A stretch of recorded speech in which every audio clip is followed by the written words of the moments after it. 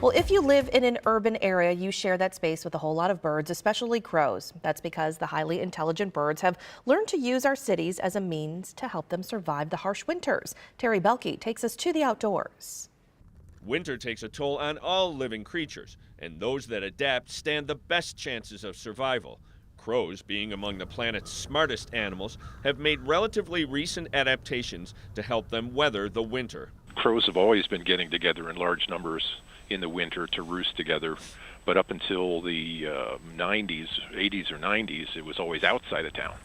And now they've started to move into urban areas all across the East and the Midwest. The birds can form large roosts in the tens of thousands. For years, cities across New York State have been dealing with large winter flocks. In other parts of the nation, the numbers are staggering. Most of the roosts around in the smaller cities, mid-cities, are somewhere in the 10 to 20 to 30,000.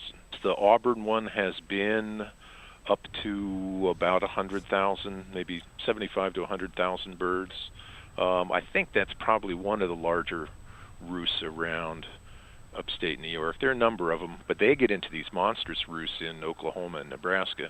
That the largest one that was accurately counted or carefully counted was 2 million crows. So why do they behave like this now, especially since in the past they've been treated as a nuisance and should presumably fear man? Either we've changed our behavior and we're just nicer to them than we used to be, and so they don't flee from us all the time, or they figured out that they can get into town and get past the shotgun range, which is what always used to happen to them before. Flocking in massive numbers may benefit the birds for many reasons. Protection from predators and food or social related reasons may all influence their behavior. Cities are also warmer in the winter, a big factor in northern climates. The gathering also seems to have a ritualistic nature about it. About dusk, the crows usually meet up in smaller groups before moving on to the main flock. When they start to congregate in these pre-roost gatherings, there's all kinds of cawing going on.